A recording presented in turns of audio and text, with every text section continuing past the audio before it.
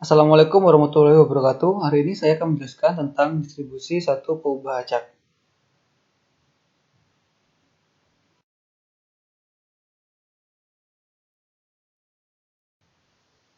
Macam-macam peubah acak. Definisi 4.1 peubah acak. Misalnya E adalah sebuah eksperimen dengan ruang sampelnya S. Sebuah fungsi X yang menetapkan setiap anggota S elemen S dengan sebuah bilangan real XS dinamakan peubah acak.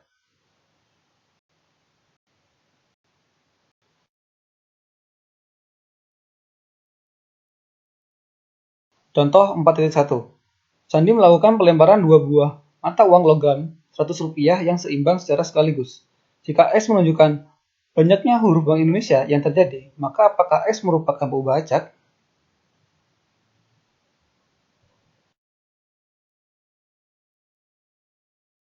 Untuk penyelesaiannya, ruang sampelnya adalah S sama dengan HH, GH, HG, dan GG.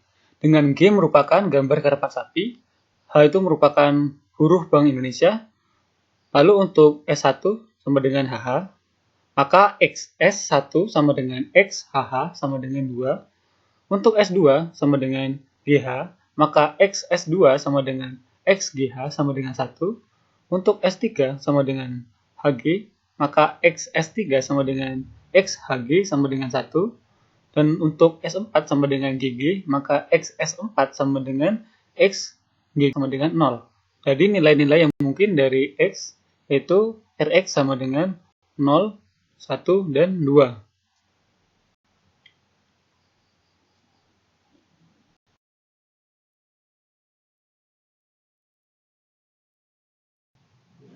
Karena X memenuhi syarat-syarat sebagai fungsi, maka X disebut peubah acak.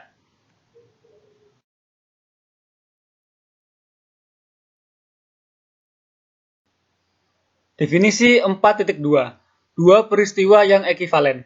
Misalnya E adalah sebuah eksperimen dengan ruang sampelnya S, lalu X adalah peubah acak yang didefinisikan pada S dengan Rx adalah ruang hasilnya, dan B adalah peristiwa yang berkenaan dengan Rx. Artinya, B subset Rx. Jika peristiwa A didefinisikan sebagai A sama dengan S elemen S dan XS elemen B, artinya A berisi semua hasil dalam S dengan XS elemen B. Maka A dan B dikatakan dua peristiwa yang ekivalen. Contoh 4.2.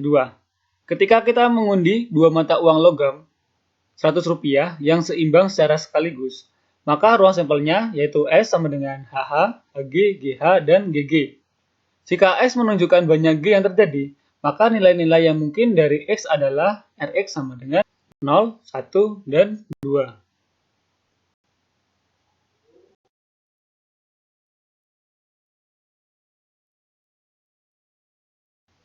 Penyelesaian. Dua peristiwa A dan B yang ekivalen ada 3 buah, yaitu yang pertama, ruang peristiwa dari B di mana B sama dengan 0. Karena X, HH sama dengan 0, jika dan hanya jika XS sama dengan 0, maka S, HH, dan ia merupakan ruang peristiwa dari peristiwa lainnya, yaitu A. Jadi A sama dengan HH, di mana A dan B merupakan dua peristiwa yang ekivalen. Yang kedua, ruang peristiwa B di mana B sama dengan 1. Karena XHG sama dengan XGH sama dengan 1. Jika dan hanya jika XS sama dengan 1, maka S sama dengan HG atau S sama dengan GH. Dan ia merupakan ruang peristiwa dari peristiwa lainnya, yaitu A. Jadi A sama dengan HG dan GH. Akibatnya A dan B merupakan dua peristiwa yang ekivalen.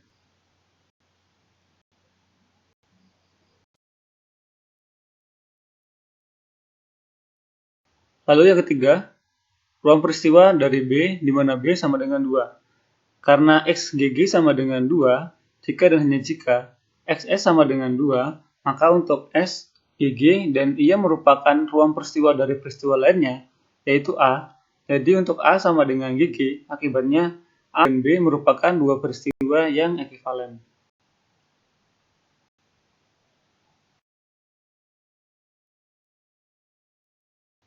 Definisi 4.3. Peluang dua peristiwa yang ekivalen. Jika B adalah sebuah peristiwa dalam ruang hasil Rx, maka peluang B didefinisikan sebagai peluang B sama dengan peluang A, dengan A sama dengan S elemen S dan XS elemen B. Contoh, dalam pengundian dua mata uang logam Rp100 yang seimbang, maka peluang HG sama dengan peluang GH sama dengan peluang GG sama dengan peluang HH sama dengan 1/4. Lalu hitung peluang X sama dengan 0, peluang X sama dengan 1, dan peluang X sama dengan 2.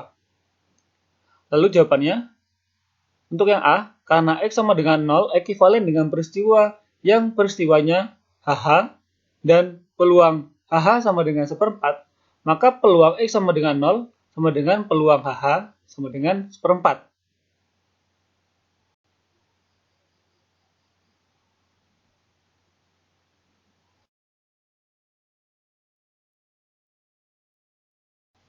Lalu B, karena X sama dengan 1, ekivalen dengan peristiwa yang ruang peristiwanya HG atau GH, dan peluang HG atau GH sama dengan peluang HG ditambah peluang GH, sama dengan 1/4 ditambah 1/4, sama dengan setengah.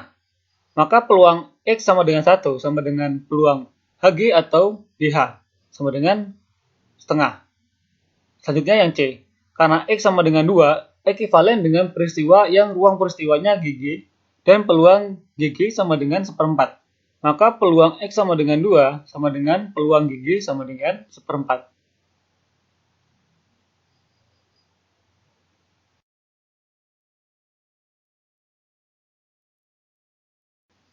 Definisi 4.4. Peubah acak diskrit. Misalnya X adalah peubah acak jika banyak nilai-nilai yang mungkin dari X, yaitu ruang hasil Rx, berhingga atau tak berhingga, tapi dapat dihitung, maka X dinamakan peubah acak diskrit. Contoh 4.4.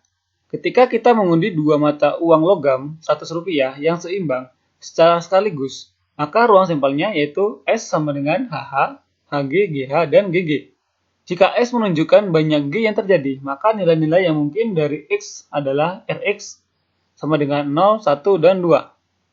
Karena banyak anggota dari hingga, maka X termasuk ke dalam peubah acak diskrit.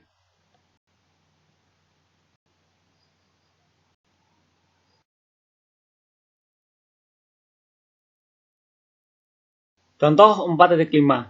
Misalnya Sandi mengundi sebuah dadu yang seimbang.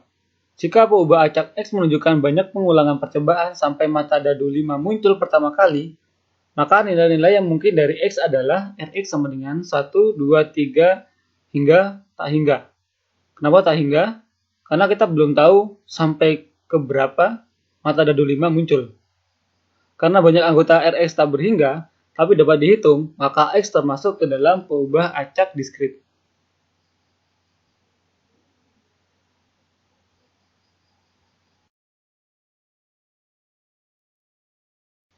Definisi 4.5. Peubah acak kontinu. Misalnya X adalah peubah acak.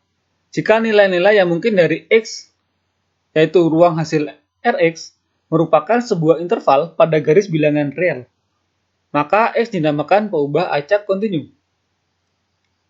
Contoh, misalnya sebuah universitas mempunyai mahasiswa berjumlah 25.000 orang, dan para mahasiswa itu diberikan nomor induk mahasiswa mulai dari 00001 atau nomor induk yang pertama 1 sampai dengan 25000 atau nomor induk ke 25.000. Kemudian seorang mahasiswa dipilih secara acak dan ia diukur berat badannya. Dalam hal ini ruang sampelnya adalah S sama dengan S di mana S sama dengan 00001, 00002, 00003 hingga ke urutan 25000 atau sampai dengan urutan ke 25.000.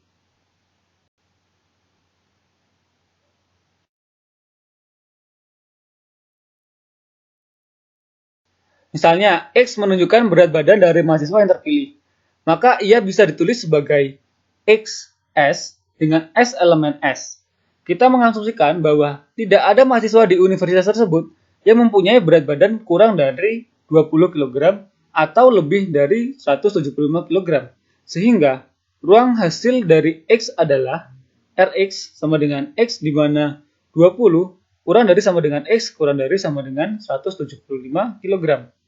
Karena Rx merupakan sebuah interval, maka X termasuk ke dalam peubah acak kontinu.